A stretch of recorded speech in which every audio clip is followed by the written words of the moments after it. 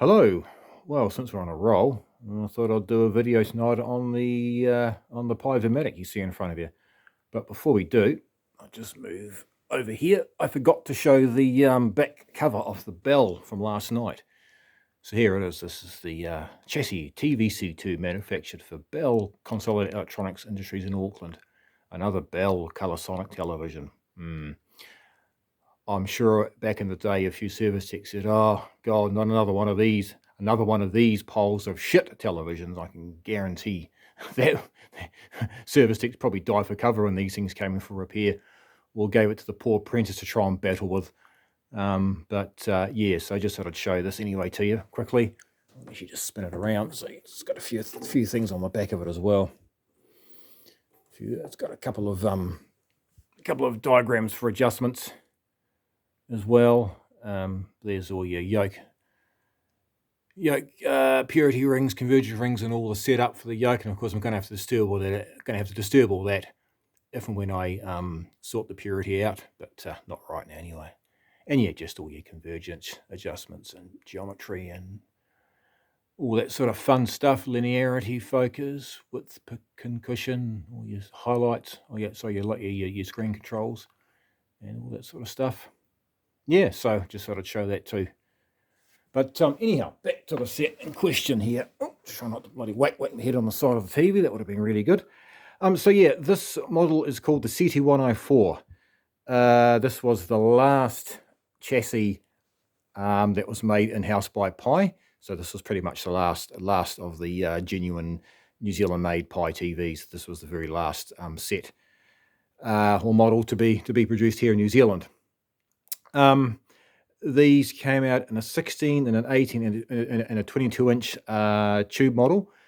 I don't believe... Oh, yes, I think there was a 26-inch version as well. But the 26-inch Pis were actually... they were actually rebadged Philips. They were the KL9 chassis, which is basically the same as a KT3. So yeah, I know some of the later Pis were actually just they were just they had Philips chassis, but some of these still they had a mixture of the CT104 or the KT3/KL9 chassis. So yeah, but to know this one here again is another survivor. Had this in my collection now for a number of years, and I picked it up from outside a appliance shop here in Lower Hutt. It was around the time I seem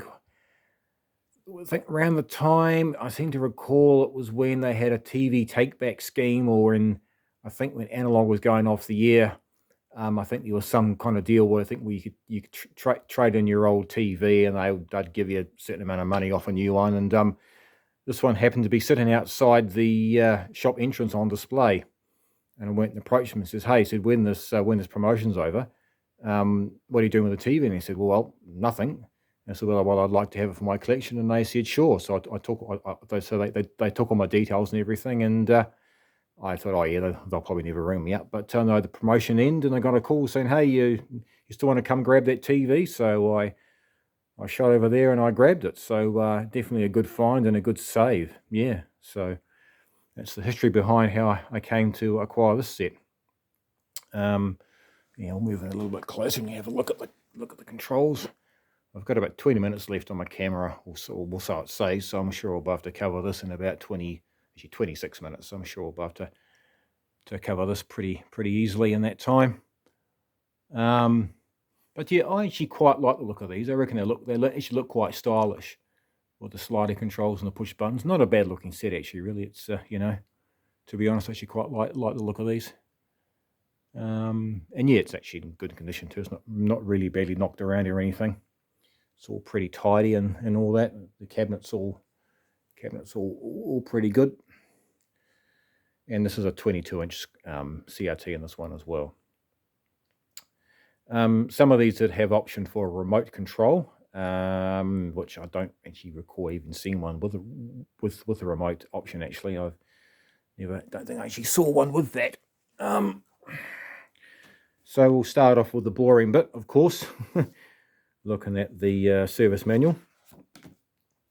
And again, another again, just like the bell, another quite a comprehensive, in-depth service manual as well. So covering all the operation, all the functions of everything, how all the circuits work, what the ICs do, and I think that's is all your tune vision IF alignment procedure, synchronous detector, and IF sound trap. This is all the alignment side of things.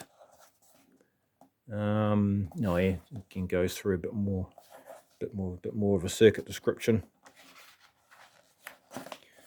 Actually, it's been bloody years since I've actually looked through this manual, to be honest. In quite some time.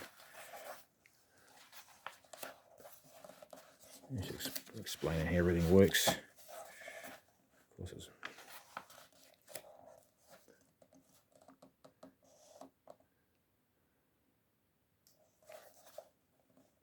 oh yeah, CT104. CT104 service adjustments. Here you go. So this is all on yellow here. Well, that even give the DC the DC resistance connections of all the windings to the power transformer and the Lopti too. These use a diode split Lopti. Although there was a slight change to this chassis along the way, there was a certain version of diode split Lopti which ended up being quite problematic. And at one point, they actually, I think it was due to they couldn't get. I think from memory, I seem to read somewhere that they couldn't, the diode split Loptis, they actually couldn't. There weren't enough being supplied, or they couldn't get the certain supply of them anymore. So they actually went back to using a separate tripler and separate Lopti in some sets. So there were a couple of variations to this.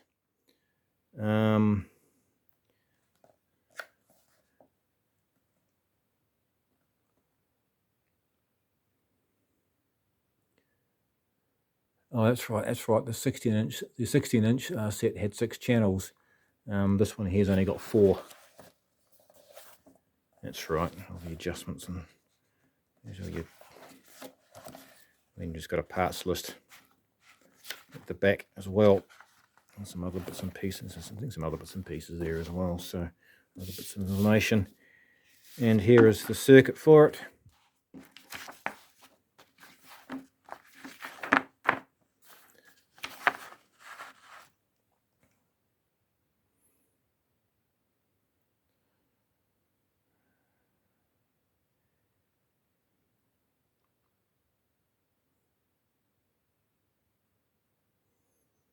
So I guess in some ways like the bell, using quite a few integrated circuits, and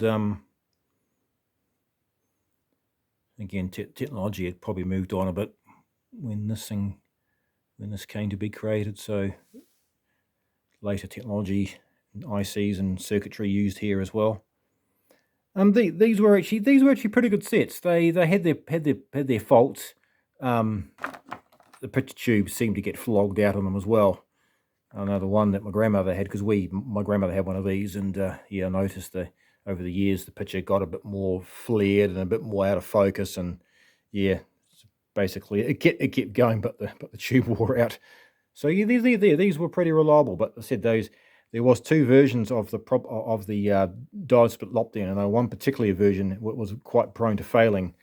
Luckily, mine's got the reliable version in there, so I should be okay. I'm guessing I should be okay going forward on that. But if Lopti ever failed, I wouldn't have a spare one. Might have to go back to might have to try and modify it for the separate Lopti and tripler version. But so yeah, that's pretty much the circuit diagram.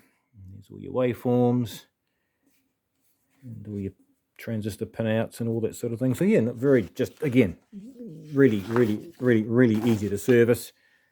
I think this is all the logic. What's that say? It's for the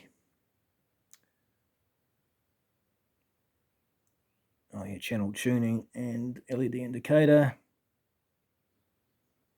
I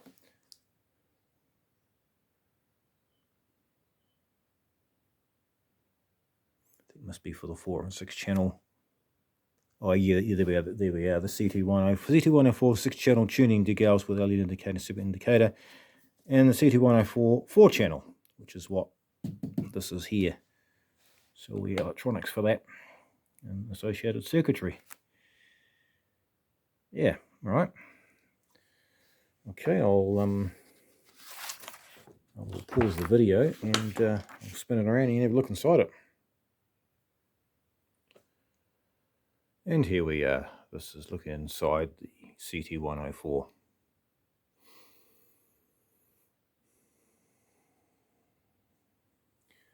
So I'll just hinge this down. And there's a look at the main circuit board.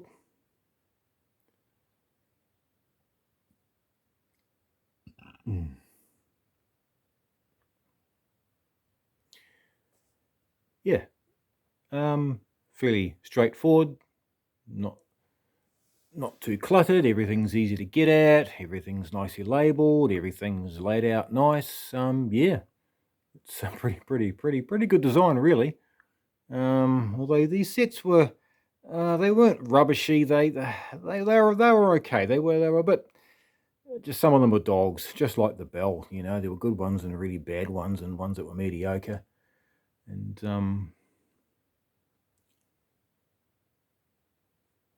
oh, there you go. A little focus on that. There's a build date on the tuner, 8th of December 1978. So yeah, so that kind of gives away its age. And you know, the majority of these blue Rubicon caps, most of them are probably still okay. I mean, yeah, I could probably recap it at some stage, but look, honestly, I'm not going to even, you know, sometimes recapping old TVs, especially these, you know, there's a whole school of thought on recapping, and you know, old black and white TVs with shit leaky wax paper caps. Yeah, you know, you can't leave those in. But you know, for something like this, you know, where the caps are actually, you know, I see these in a lot of Japanese audio gear. You know, see these type of caps and that sort of stuff. And most of those caps, majority seem to be okay. So I mean, it's only a TV, so just leave them in and only replace them if something goes wrong, I guess. But yeah, and there's. So this is actually a this tube's been rebuilt. So this tube's actually a regun. I think it's, what is it there? It's a it's probably a Matsushita tube. Just looking at that, yeah, looking at that yoke number. It's this Japanese part number. So yeah, they did use Matsushita tubes, and it was regunned on the 21st of the 6th, 1988. And the Electronic Components Limited rebuilt television picture tube. Yeah, there's the tube number there actually on there. And what is it? It's it's kind of a focus now, you stupid thing. 560 BYB22. Yeah, that's definitely a Matsushita number. For service, please phone 683-174 Wellington Vidtronic Services. I bet they probably folded up back in the 90s, I'm guessing, who knows. So in there you've got your mains filter board up there.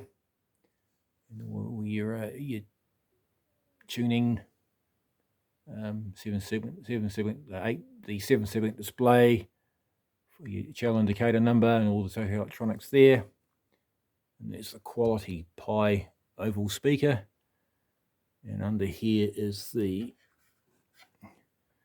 mains transformer, which actually, that transformer actually gets quite hot and it buzzes. It's actually buzzes quite a lot. It's quite noisy. Seems to be okay. In fact, I seem to recall my grandmother said actually her transformer and her set buzzed too quite a bit. And yes, some of these also did have a option for UHF as well. As you can see down there, there's a UHF. And there's the provision for the UHF tuner, although the majority of these weren't. They were all just VHF. You know, I think UHF was maybe if you had a VCR or some other video device that had UHF output only, some overseas thing. But, oh look, there's a reefer. Is it a reefer? Yes. Is it cracked? No, but I guess like the main ones like to go up and smoke. Yeah, these I don't think they're actually recording any of these going up, but another one there. And that's another reefer there actually too. It's not cracked. So that's probably, what's that? That's probably the horizontal oscillator. I'm guessing sync oscillator chip. I'm guessing for the horizontal. Just being so close to the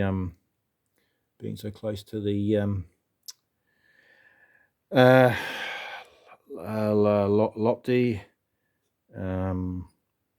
That's vertical there. That's vertical. There's your vertical output transistors. There's your video drive, RGB, and all your video and chroma here. IF strip, front end tuner. That's probably power supply down there and round down there, and then it's probably sound, and probably your mains input coming from that subboard up there. Yeah, it's got fuses and a couple of filter caps there. So yeah, and tube neck PCB. So yeah, not a lot really going on there, but you know, certainly enough to make the thing function. What does it say on there? Designed and manufactured by Pyramatic Manufacturing Electronics YE. And over here it's got type CT104.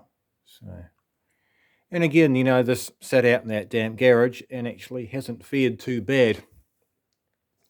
Apart from probably this bit of condensation or just age. Just probably get some glue or some PVA glue and actually stick that back down. But yeah, so that's a look inside the set. So what I'll do now, I'll spin it around and show you it going. Okay, I'll turn it on. Oops. There you go. For a regun tube, it is excellent. It gives really good definition. It's got a really good picture on it. So I'm really said again, another really rare, another TV that now is like the Bell. Yeah, there's not many of these left going, you know, that are still going with good tubes. So yeah, again, feel definitely something at the time told me to save this, and I'm actually really glad I did. But yeah, most of the time the controls are only about halfway, and yeah, no, it's a fantastic set. I've actually been using it a fair bit, and I've done that. I mean, when I got it initially, I did a few little repairs to it, but no, it's pretty much just worked. And when I pulled it out of storage, hadn't been going for 10 years, I thought, oh yeah, here we go, we're going to have problems. Just brought it up slowly on the VRAC, and yeah, it's been going fine ever since. So I am fortunate to have a couple of spare chassis for this. So I've got spare parts of Neeby, but unfortunately both of them, one's missing a Lopti and the other one's got the separate Lopti and tripler arrangement. So, but no, really happy with this TV, and I said actually it gives a really nice picture. It's basically I can't fault it, you know. And in fact, I had a smaller one some years ago, and I think I actually purposely smashed it up for some reason. I don't quite know why, but this was probably about 20 odd years ago. I think again when I was down, so I was like, I won't need this. So I chucked it out. But in hindsight, it probably wasn't the greatest of things to do. But hey, at the time I was moving, so. But yeah, so there you have it. Actually, what I'll do, I might actually bring that VCR upstairs, and we can watch some more cheesy adverts from the 90s. How does that sound? Sunday night on TV3's World Around Us, playing God with nature. Wild Africa, where animals could roam wherever they choose, is gone. Population control. The National Geographic season on TV3's World Around Us, 6:30 Sunday.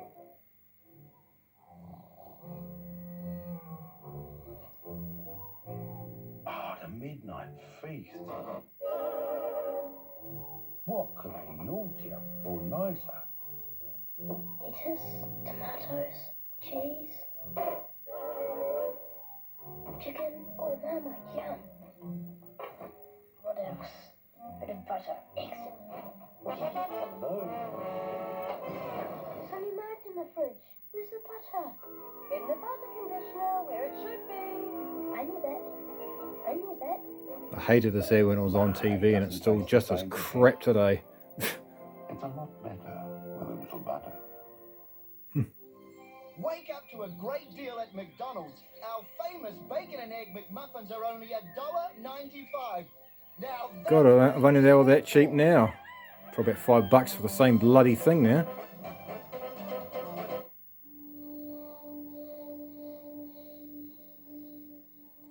How can we get to Nakuru? There'll be a group headed there in about 10 minutes.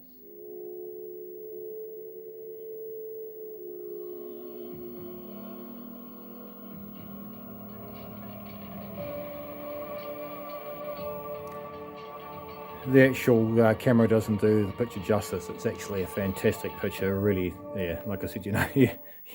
All the artifacts don't really show how good it really is. Now's the time to get your copy of the movie that has enchanted audiences around the world. Bring home Disney's Oscar-winning classic, Beauty and the Beast, before the magic's gone. She'll thank you for it. One day, Turn the contrast on a bit, actually. for a long time, there was fire and rocks and fire and rocks. Then in 1886, Coca-Cola was invented in Atlanta, Georgia, ushering in the modern period of peace, harmony, tranquility, fire, and rocks. From now on, any drivers going at excessive speeds through certain areas will be caught by speed cameras. Why? Because speed is involved in a third of road deaths. The faster you go, the less time you have to stop, and the harder you'll hit. And how did we decide where these speed cameras should be? Most of the sites were already clearly marked. Start the day at McDonald's with one of our famous bacon and egg McMuffins for only $1.95. At just $1.95, it must be time for a bacon and egg McMuffin. If you're losing hair, you no longer have to lose hope. Regain is the only scientifically proven medicine for men and women that can actually regrow hair and prevent further hair loss. So ask your pharmacist about new, improved Regain 5. It works better and works faster because it's now 2.5 times stronger. And while you're there, ask about Progain, the shampoo that's scientifically formulated for thinning hair. For advice on new Regain 5 and Progain shampoo, God, some of these are crap. It's the comedy. So yeah, there you go. That's a look at the Pi CT104 colour TV. And yeah, there's that. You can probably hear that, see that transformer merrily buzzing away. Yeah, so. And there's the tube filaments for a bit of a look. You want to see what the filament looks like lit up. There's unfortunately no valves in this one, so the only filament you're going to see is in the picture tube. So, okay, well, I hope you've enjoyed a look at this TV. As I said, I was on a bit of a roll. I thought I'd do this one as well. And yeah, not quite sure what will be next. Yeah. I'm currently mucking around with this F2 here. This is one of the last of the Philips F2s. One of the last of the run with these. Just doing a few repairs on that and mucking around, testing a few valves while I'm at it. So yeah, might get to that too eventually. That's a Philips S8. And another recent acquisition was this HMV. Basically a JVC VCR, one of their first top loading models they made, that JVC made. And would you believe this thing actually still works, just needs a belt kit. But yeah, it still goes, so unbelievable. Okay, rightio, well, that's enough waffling for me. Hope you enjoyed the video, and yeah, I'll hope to see you in the next one. Cheers.